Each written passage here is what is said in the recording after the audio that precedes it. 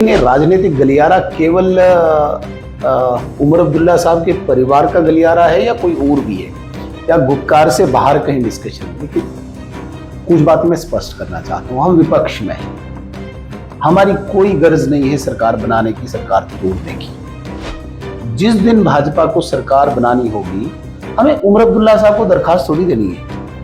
Actually दिक्कत क्या हुई है, मुझे लगता है उमर अब्दुल्ला साहब का अपना जो घर है वो असंतुष्ट है। उनके पास 3 मिनिस्ट्रीज हैं, अभी 3 जगह हैं, वो भर नहीं पा रहे 9 महीने। आपको जरूरत ही नहीं है बिजनेस रूल की, क्यों चाहिए? रिऑर्गेनाइजेशन एक्ट है ना, कार्डर पोस्टिंग अलग है और जेकेएस की पोस्टिंग अलग से। कार्डर पोस्टिंग जहां आईएएस पोस्ट होगा वो डिफाइंड है किसी भी यूनियन टेरिटरी में। जो अगमुट कैडर है या कोई यूनियन टेरिटरी है, वहां पे आईएएस ऑफिसर सो कॉल्ड उनकी तरफ से, वो क्या प्रिजनर्स बोलते हैं उनको, जो पत्थरबाज हैं, कुछ प्रिजनर्स बोलते हैं उनको, पॉलिटिकल प्रिजनर्स बोलते हैं, उनको वापस लाऊंगा। मैं किसी को टर्मिनेट नहीं होने दूंगा जो आतंकवादी घटनाओं में, गतिविधियों में शामिल होगा। वो सारी चीजें हो रही है। नमस्कार, जम्मू संवाद देख रहे हैं आप और मैं हूं ललित खजूरिया। हमारे साथ नेता प्रतिपक्ष सुनील शर्मा जी, भारतीय जनता पार्टी के कद्दावर नेता, पूर्व मंत्री, इन्हीं से बातचीत करेंगे। किसी तरह की कोई ज्यादा इंट्रो नहीं देनी, बात करेंगे सरकार चलेगी या नहीं चलेगी। बार बार क्यों कह रहे हैं भारतीय जनता पार्टी के नेता, जब हमने सरकार बनानी होगी बना लेंगे। सर, स्वागत आपका। Thank you Lalit ji. आपके इंटरव्यू देख रहा हूं, बार बार आप कह रहे हैं कि जब हमने सरकार बनानी होगी बना लेंगे। तो कौन सा फार्मूला आपके पास कि 28 एमएलए? मेरी एक प्रतिक्रिया थी, वो रिएक्शन थी। कल उमर अब्दुल्ला साहब ने बोला कि भाई भारतीय जनता पार्टी को सीएम बनाना होगा तो मैं बाहर खुद ही निकल जाऊंगा।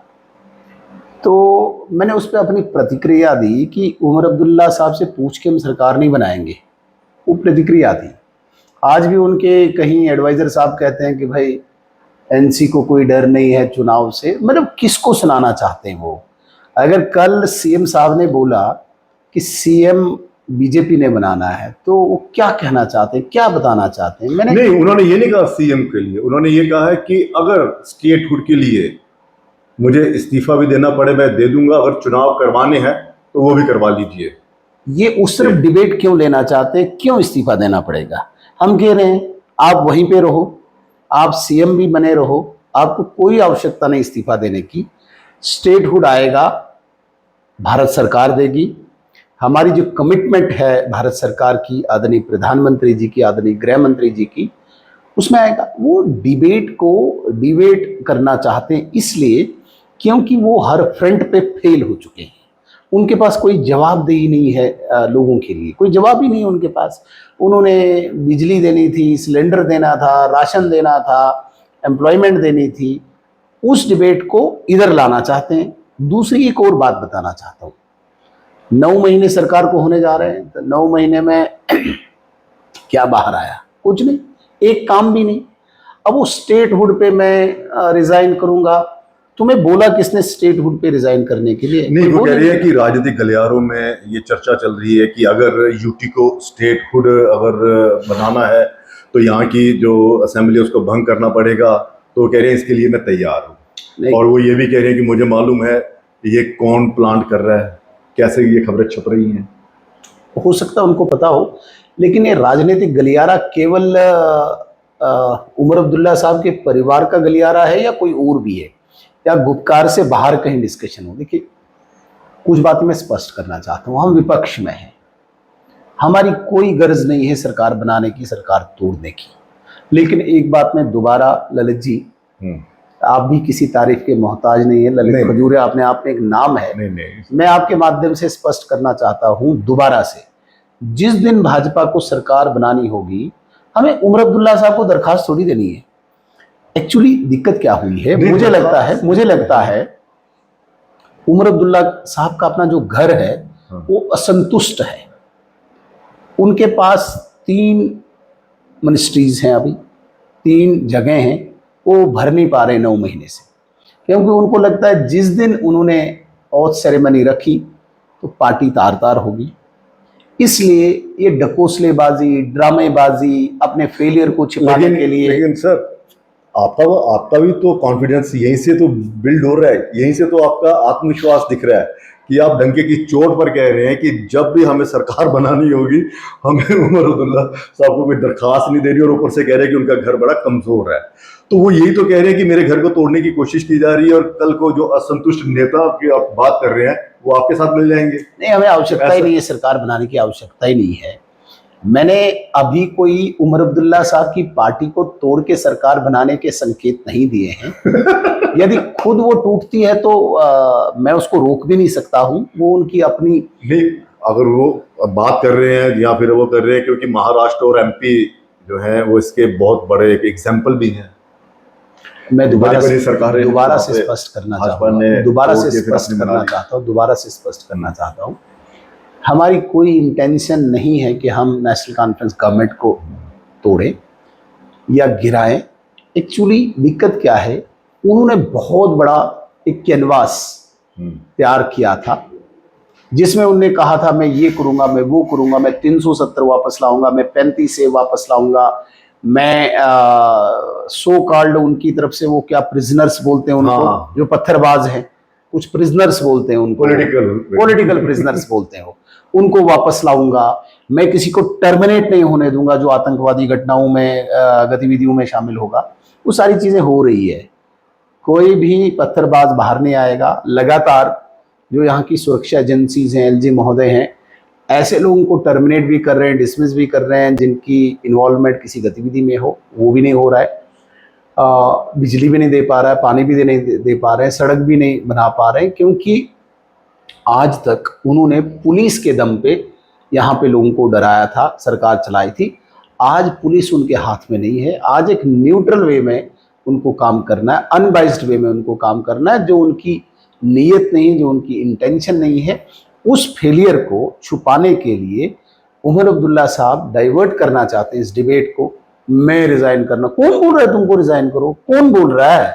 किसने आपको बोला रिजाइन करो? एक व्यक्ति बताओ, राजनीतिक गलियारा वो बताओ मुझे, गलियारा कौन सा वो गुप्कार के अलावा जहां से आपको ख्वाब आया कि रिजाइन करना होगा? भाई अगर आपके पास इतनी नैतिकता होती, मॉरल ग्राउंड्स पे आप होते, तो आप अपने वचन पे, आप अपने वादे पे टिके रहते। आपने बोला था 370 के बाद मैं चुनाव नहीं लड़ूंगा जब तक न स्टेट आई, वो चुनाव लड़ दिया, सीएम भी बन गया। हफ्ते में 3 दिन दिल्ली भी जाना होता है, लंदन भी घूमना होता है, स्कीइंग करने गुलमर्ग भी जाना होता है, साइकिलिंग करने पहलगाम भी जाना होता है। और सेंटर के नेताओं के साथ भी तो मिलना होता है वहां पे। कितने नेताओं के साथ मिले? उनके बचाव में कश्मीर में कितना कुछ, कल नेशनल कॉन्फ्रेंस का बहुत बड़ा लीडर उनके बचाव में आया, मतलब जस्टिफाई कर रहा था दिल्ली क्यों जा रहे हैं। वो जो 19 प्रोजेक्ट जो आए हैं 10,600 करोड़ रुपए के, जिसमें उमर अब्दुल्ला साहब का रत्ती भर भी कोई रोल नहीं है, रत्ती भर भी नहीं। ये प्रोजेक्ट्स 2019 के बाद दिल्ली के, इन पर कई नोटा नोटी हुई, इनकी सर्वे हुई, इनकी रिकमेंडेशंस हुए, इनके प्रपोजल्स बने, इनमें क्वेरीज आई, फिर आए वापस, और साइमल्टेनियसली चल रहे थे। जम्मू में भी बहुत सारे प्रोजेक्ट्स चल रहे थे, तो इकट्ठे ये सारे चल रहे थे। जम्मू वाले काम भी शुरू हो गए, जिसमें आपने देखा होगा national highway from Katra to Delhi via Amritsar, हजारों करोड़ रुपए, 50-60 हजार करोड़ रुपए का होगा।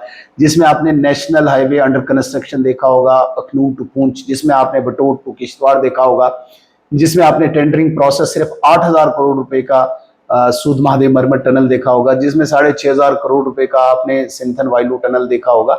ऐसे सारे जो पाइपलाइन में थे वो पाइपलाइन में आगे।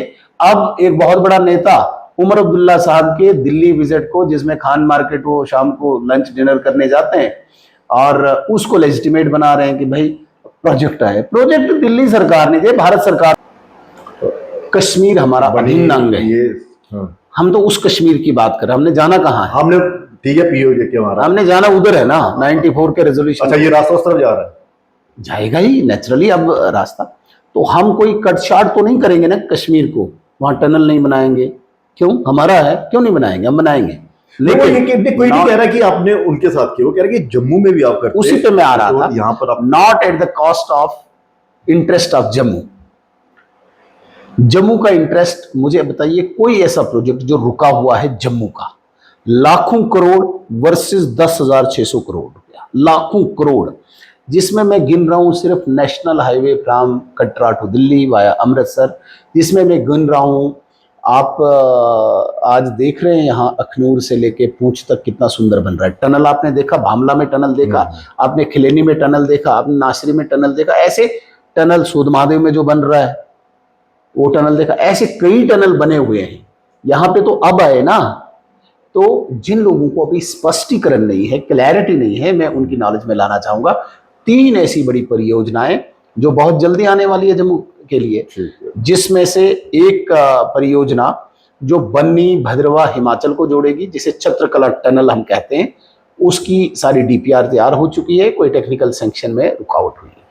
दूसरा रोड है हमारा कालजुगासर हिमाचल रोड, हजारों करोड़ रुपए का, वो सर्वे में पड़ा है। तीसरा हमारा रोड है पाडर टू जांस्कार। ये परियोजनाएं, ये अभी आप 10,600 करोड़ रुपए की 19 प्रोजेक्ट आप कश्मीर में देख रहे हैं, इन 3 प्रोजेक्ट्स को जब आप देखेंगे ये लगभग 30,000 करोड़ के होंगे। तो हम आंकड़ों में अगर जाए तो पैसा 10 गुना ज्यादा जम्मू में चल रहा है, अंडर कंस्ट्रक्शन आने वाला है। ठीक है, टूरिज्म की बात कर रहे हैं। पहलगाम में जो अटैक हुआ उसको लेकर जिस तरह से ऑपरेशन सिंदूर भी हुआ और बड़ी ज़बरदस्त हमने सफलता ली, लेकिन टूरिज्म की अगर हम बात करें तो भारतीय जनता पार्टी ट्रेन से वहाँ पर जा रही है। कश्मीर कई नेता गए, आप भी गए, कि कश्मीर में आइए, कश्मीर में आइए। क्या भारतीय जनता पार्टी ने कोई ऐसी बस तैयार की है जो जम्मू से आपके इलाके में जाए, जो जम्मू से वहाँ से भद्रवाह, किश्तवाड़, ये सरथल, यहाँ पे बनी, ये एरिया जो टूरिस्ट वाले हैं, स्पॉट्स है, इनको ही प्रमोट करना है कि या फिर कश्मीर वालों का दिल जीतना है? ये आरोप लगते हैं। मैं जवाब देना चाहूँगा ललित जी।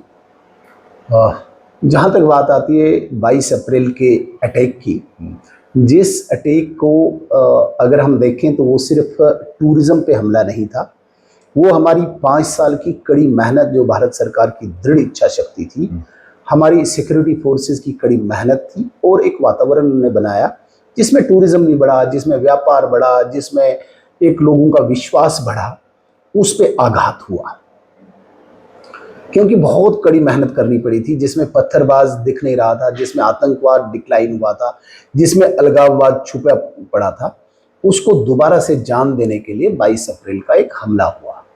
अब दोबारा से वो विश्वास, वो व्यापार, वो टूरिज्म, वो मेहनत दोबारा से वापस आए, उसके लिए एक प्रयास हो रहा है। भारतीय जनता पार्टी उसमें कर रही है, उसमें कोई शक नहीं, ताकि जो देश दुनिया को हमने मैसेज दिया है कि यहाँ पे आतंकवाद को कोई जगह नहीं, अलगाववाद को कोई जगह नहीं है, और हम जो चाहते हैं व्यापार बढ़े, यहाँ पे लोग आए, भारत के लोग आए, यहाँ पे घर बनाए, यहाँ पे मकान बनाए, ये भांडीपुरा में बसें, ये कुपवाड़ा में बसें। अगर कोई उड़ी का आदमी दिल्ली में बसता है तो दिल्ली का व्यक्ति भी उड़ी में बसे, इस प्रकार का वातावरण बनाने की कोशिश कर रहे हैं।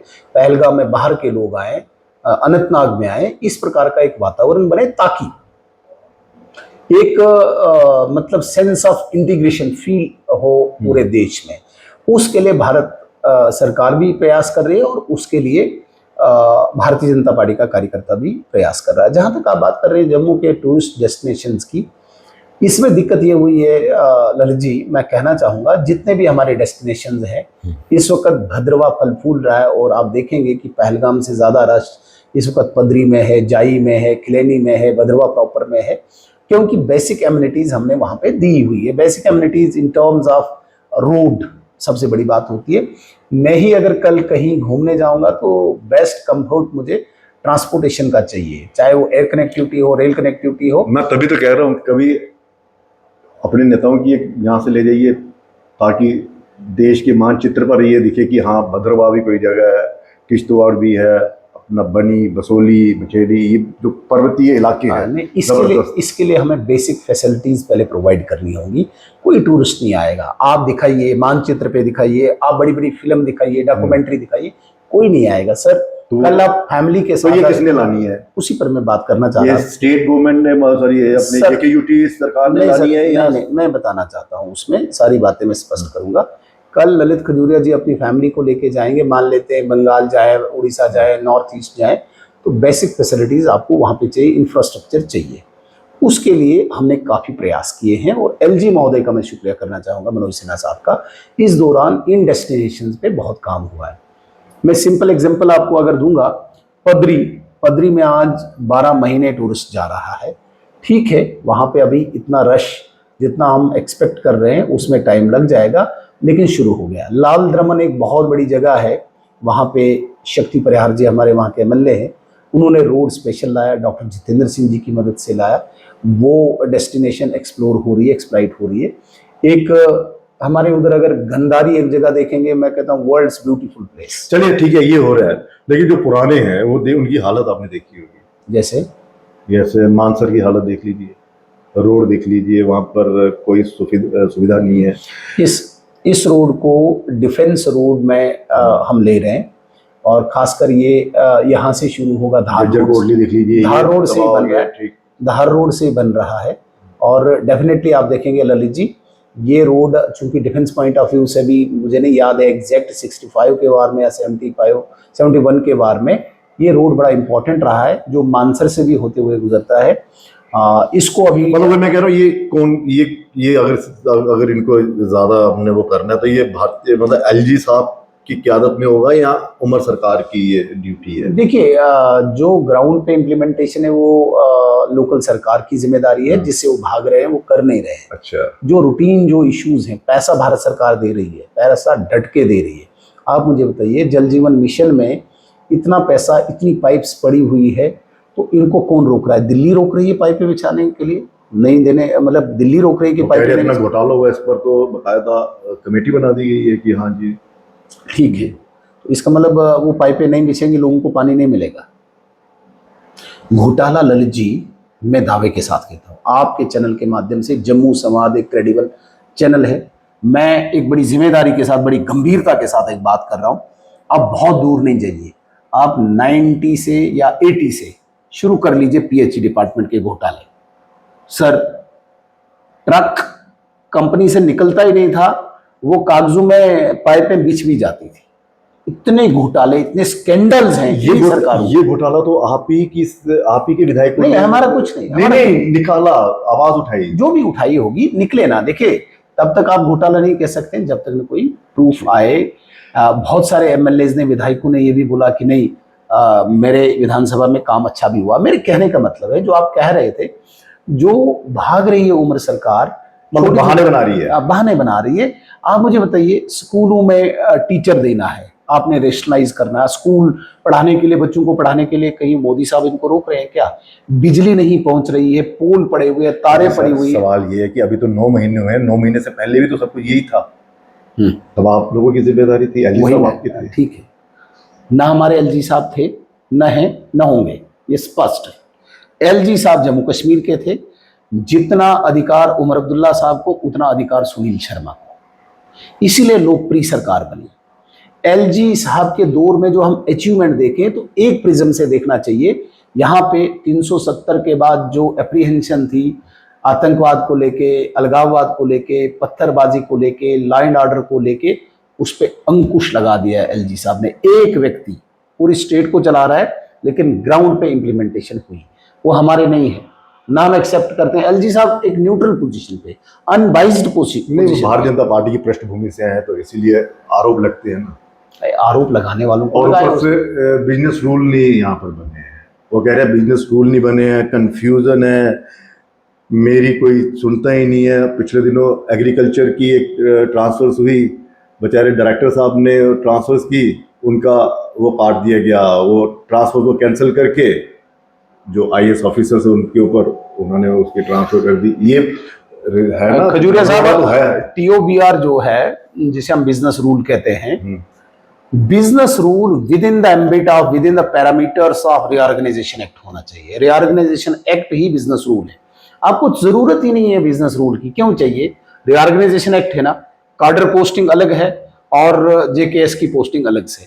कार्डर पोस्टिंग जहां आईएएस पोस्ट होगा, वो डिफाइंड है किसी भी यूनियन टेरिटरी में, जो अगमुट कैडर है या कोई यूनियन टेरिटरी है, वहां पे आईएएस ऑफिसर लगेगा। वहां पे उमर अब्दुल्ला साहब बोलेंगे नहीं मैं लगाऊंगा, वो कैसे हो सकता है? जो लॉ एंड ऑर्डर में ऑफिसर्स आते हैं वो एलजी साहब ने लगाने। मैंने एग्रीकल्चर डिपार्टमेंट की बता दो थी, जो उनके अंडर था, नहीं, ट्रांसफर हुई, उसको कैंसिल कर दिया गया। वो एग्जैक्ट मुझे नहीं पता है, लेकिन कार्डर पोस्टिंग जितनी भी है, जैसे मान एलजी साहब वाकई में इंटरवीन कर रहे हैं? नहीं, नथिंग नथिंग, हमने बड़ा डीपली देखा है। मैं कहता हूं कि जो रीऑर्गेनाइजेशन एक्ट में एक कोई ऐसा वाक्य बताओ, एलजी साहब ने भी चैलेंज किया, मैं उनका कोई वकील नहीं हूं, उनकी तरफ से नहीं हूं। देखिए, कोई भी बात होनी चाहिए तथ्य पे होनी चाहिए, आंकड़ों पे होनी चाहिए, फैक्ट्स पे होनी चाहिए, फिगर्स पे होनी चाहिए। एक कोई उमर अब्दुल्ला सरकार ये बताए कि यहां पे एलजी साहब ने ये लाइन क्रॉस करके हमारे साथ गलत किया, वो है ही नहीं। जनरलाइज करके जब इनको यहां से कोई पूछे मुझे पानी नहीं है, एलजी साहब के पास पावर है। जब कोई बोले बिजली नहीं है, दिल्ली कुछ नहीं दे रही है। जब कोई बोले सड़क नहीं है, कहते हैं नहीं जी मैं इस्तीफा दूंगा, यहाँ स्टेट उठाना है। तो सर ये टोटल आपकी हौसलेबाजी, ड्रामेबाजी। आपके पास इतने मुद्दे हैं, सड़क पर एक ही नहीं उतर रहा। अगर बिजली टाइम पर नहीं आ रही है, भाजपा के नेता गायब। पानी नहीं आ रहा है, भाजपा के नेता गायब, कोई प्रोटेस्ट नहीं कर रहा। सिलेंडर्स की बात करें, कोई प्रोटेस्ट नहीं कर रहा। जो उन्होंने कहा था हाँ जी इतने, या बिजली, तो भाजपा के नेता विधायक है कहाँ पे? ललित जी, मैं आपसे जीत नहीं सकता हूं, वही विधायक थे, नहीं ये वही विधायक थे। मजबूर करते थे सरकार को फैसला बदलने में। मैं कहता हूं आज ये विधायक क्या, फिर वही ये विधायक, इन विधायकों को सरकार का चस्का तो लग गया कि हाँ सरकार बनेगी तो हम काम मैंने करेंगे। कहा मैं आपसे जीत नहीं सकता क्योंकि आप इसमें बहुत माहिर हैं चीजों को। लेकिन कुछ बातें देखिए, मैं बड़ा विपक्षी भूमिका मैं कहना चाहूंगा, कुछ टाइम हम देते हैं कि चलो जी अभी नई नई सरकार बनी है, उनने कहा ये हुआ, 2 महीने हुए, 6 महीने हुए, 8 महीने हुए, हमने भी सोचा। लेकिन जहां जहां पानी की क्राइसिस है, हमारे एमएलएज खुद खड़े होके अपोज भी करना और उसको हल भी कराना इस वक्त कर रहे हैं। हाँ, जहां तक बात आती है जो बीजेपी का असली चेहरा, हाँ वही जिसमें खजूरिया साहब मुझे इंडिकेट कर रहे हैं, आप बहुत जल्दी देखेंगे। हमारे पास जो सरकार इस वक्त थोड़ा सा अड़ियल रुख बना के 2 इश्यूज पे, एक बिजली पानी की तरफ कोई ध्यान नहीं है, दूसरा जो नायब तहसीलदार के लिए इसी पे आ रहा था मैं, कंपलसरी कर दिया है उर्दू को, क्योंकि अब धारा 370 हटने के बाद यहाँ पे जो भी रेवेन्यू की पासबुक है वो पासबुक हिंदी में भी अवेलेबल है, वो पासबुक ऑफिशियल लैंग्वेज हो गई है ना जम्मू। हाँ, तो इन्होंने जबरदस्ती दोबारा से उर्दू को कंपलसरी करके एक रीजनल इम्बैलेंस पैदा करने की कोशिश की है, रीजनल इनजस्टिस पैदा करने की कोशिश की है। ऐसा कौन सा न्याय है? मैंने उर्दू नहीं पढ़ा तो मैं नायब तहसीलदार नहीं बन सकता हूँ? क्यों नहीं बन सकता हूँ? आज जमाना बहुत एडवांस हो चुका है। कभी कभार होता था, कागज एक चलता था, उस कागज पे जो उर्दू पढ़ा, मैं तो ये कहता हूँ कि भाई पटवारी को अपना लिखा हुआ भी बाद में नहीं पढ़ा जाता है। तो आज जमाना कंप्यूटर का है, इसलिए जम्मू कश्मीर में जितने भी हमारे विधायक हैं, बहुत जल्दी आप देखेंगे सड़क पे और कोर्ट में। कहीं ऐसा ना हो एग्जाम हो जाए तो फिर उसके बाद आप उतरे। नहीं, एग्जाम कतई भी नहीं होगा जब तक ना उर्दू रिमूव, बिल्कुल बड़ी जिम्मेदारी के साथ कह रहा हूं, कतई भी नहीं होगा जब तक ना उर्दू रिमूव होगा। जब तक न्याय सबको मिले तब तक नहीं। ठीक है, पहलगाम की मैं बात करूं तो आतंकी हमला हुआ, उमर साहब ने माफी मांगी, पूरे देश से माफी मांगी, इसको आप किस तरह से देखते हैं? अब एलजी साहब, ये जो जितनी भी पुलिस, ये डिफेंस, जितने भी एलजी साहब के पास सुरक्षा को लेकर, देखिए उमर अब्दुल्ला साहब के पास माफी मांगी एक शब्द है, चलो हालांकि उनका वो लॉ एंड ऑर्डर से कुछ लेना देना नहीं, ठीक है, एक जिम्मेदारी की उस जगह पे बैठे हैं तो माफी मांगी। लेकिन जो असल में जवाबदेह है वो माफी मांगने के साथ साथ उन लोगों के परिवारों के साथ भी जुड़े, उन लोगों की उसमें शरीक भी हुए, उन दिवंगत लोगों के आत्माओं के साथ, मतलब पूरे आदर के साथ उन्होंने अपनी सहानुभूति प्रकट की। लेकिन उमर अब्दुल्ला ने, चलो मुझे नहीं लगता कि कहाँ उसने माफी मांगी, मांग भी ली, कोई अच्छी बात, मतलब बुरी बात नहीं है, अच्छी बात है। और विधानसभा में तो मांगी थी जब सत्र चल रहा। जहां तक बात आती है एलजी महोदय की या मिनिस्ट्री ऑफ होम अफेयर्स की, आप यकीन माने कि वो जवाबदेह है। वो जवाबदेह, भारत सरकार ने अपनी जवाबदेही दिखाई जब उन्होंने मुरीद के में, बहावलपुर में, बाकी जगहों पे उन आतंकी ठिकानों को ध्वस्त किया। आज यही कारण है कि आज लोगों के अंदर दोबारा से वो विश्वास पैदा हुआ कि हम दोबारा कश्मीर जाएं। अन्यथा जिस प्रकार की घटना को अंजाम पाकिस्तान ने दिया था, आतंकियों ने दिया था, आज आपको लगता है कि ट्रेन 3-3 दिन फुल होके जाएगी, आज लगता है आपको फ्लाइट्स फुल होके जाती। ये यही कारण है कि जो जवाबदेह लोग थे, उसमें एलजी महोदय हैं या भारत सरकार है, विदेश मंत्रालय है, प्रधानमंत्री है, उन्होंने अपना कर्तव्य निभाया, उन्होंने अपने फर्ज निभाया और लोगों के अंदर दोबारा से वो विश्वास प्राप्त किया। एक बहुत बड़ी बात, ऑपरेशन सिंदूर, जिसमें एक आतंकी ये कहता कि जाओ वो मोदी को कह दो, वो ऑपरेशन सिंदूर इसी को डेडिकेटेड था। ऑपरेशन इन्हीं लोगों को, इन्हीं आत्माओं को, ये सिर्फ माफी तक नहीं हम सीमित रहे, हम वहां से आगे गए कि सिंदूर का बदला पूरा लेंगे, वो हमने करके दिखाया। और ये कोई कह नहीं सकता कि उमर अब्दुल्ला की माफी के कंपैरिजन में हमने कुछ नहीं किया। नहीं जाके ध्वस्त किया, नष्ट किया। आपको भी एहसास हुआ? आपको भी? बिल्कुल। देखिए, हम तो मतलब अंदर से तो हमारा दिल भी पसीज गया जब मैंने वो दृश्य देखे। एक छोटा बच्चा 8 साल का, मेरा भी बच्चा 8 साल का है, और अपनी माँ को जब वो देख रहा था, माँ उसकी रो रही थी क्योंकि उसके बाप को वहां पे गोलियों से छीलने किया था। उन दृश्यों को देख के कौन नहीं टूटेगा। तो चलिए सर, एक आखिरी सवाल। आतंकी घटनाओं पर काबू पाया गया, इसमें कोई शक नहीं है, लेकिन जिस हिसाब से जम्मू के हम रीजन की बात करें, जम्मू प्रोविंस की बात करें, प्रोविंस की, यहाँ पर बढ़ा है, कौन जिम्मेदार है? आपको क्या लगता है? ग्राउंड वर्कर वो तो है ही है, आतंकी तो है ही है, लेकिन क्या ललित जी है या फिर नकेल कसने में थोड़ी सी? इस मिलिटेंसी को हमने भी देखा, टेररिज्म को, पिछले 35-36 सालों से, और मैं भी बहुत मास्टर हूँ इस चीज का। आप तो उस वक्त मैंने खुद लड़ा है, भी नहीं थे, खुद लड़ा, आपने खुद आतंकियों के साथ लड़ाई लड़ी है, खुद लड़ा है और पर्सनली लड़ा है। बिल्कुल। मैंने इसको डिफरेंट शेप में आज तक देखा है, लेकिन ये कहाँ गलती हो गई? गलती नहीं मानता हूं मैं। देखिए, इसमें कर भी क्या सकते हो? एक सिपाही बेचारा जो 24 घंटे में 18 घंटे खड़ा है हमारी सुरक्षा के लिए, अपनी नींद, अपना चैन, अपनी भूख सब ताक पे रख के, उसे हम गलती नहीं कह सकते, उससे गलती हो। मैंने रणनीति की उनकी सुरक्षा गलती सिर्फ ये है कि यहाँ एक ऐसा तत्व है जिसको संरक्षण राजनीतिक पार्टियों का है, जिसे मैं कहता हूं बौद्धिक संरक्षण, एक इंटेलेक्ट प्रोटेक्शन, वो एक जहादी के रूप में है, उनको प्रोटेक्ट करते जा रहे हैं। आप मुझे बताइए, थोड़ा सा भी कोई नकेल कसी जाती है तो दर्द महबूबा मुफ्ती को होती है, दर्द उमर अब्दुल्ला को होता है, दर्द दूसरे लोगों को होता है। एक ऐसा तत्व अभी यहाँ पे जीवित है, एक ऐसा तत्व मौजूद है जो पाकिस्तान की शह पे काम कर रहा है। उसे ओवरग्राउंड वर्कर की संज्ञा दो, उसे आप एक स्ट्रक्चर की संज्ञा दो, लेकिन इसके गहराई में अगर हम जाते हैं तो एक जिहाद का एक ऐसा स्वरूप जिसको मुझे लगता है कि बहुत ज़्यादा कंट्रीज शह दे रही हैं, उनकी उस करतूतों के कारण आज भी इस प्रकार की जो घटनाएं हो रही हैं वो हमारे सामने हो रही है। लेकिन हमें अपनी सेना पे, हमें अपनी सुरक्षा बलों पे पूर्ण विश्वास होना चाहिए। देखिए, हम ऐसी स्टेट में हैं, 1947 से हम लड़ाई लड़ रहे हैं, हमने कितनी कुर्बानियां दी है, हमने कितने यहाँ पे अपने लोगों को वीर गति प्राप्त होते हुए देखा है।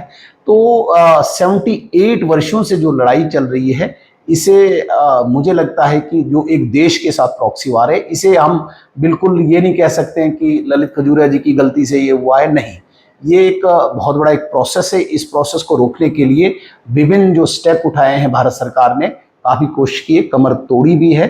आने वाले दिनों में मुझे पूरी उम्मीद है कि किसी न किसी तरीके से ये पूर्णता विराम होगा और यहाँ के लोग जिस शांति की अपेक्षा कर रहे हैं वो शांति आएगी। चलिए, 5 साल चलेगी सरकार? मैं कोई गारंटी नहीं दे सकता। चलिए, बहुत बहुत शुक्रिया। तो कोई गारंटी नहीं है।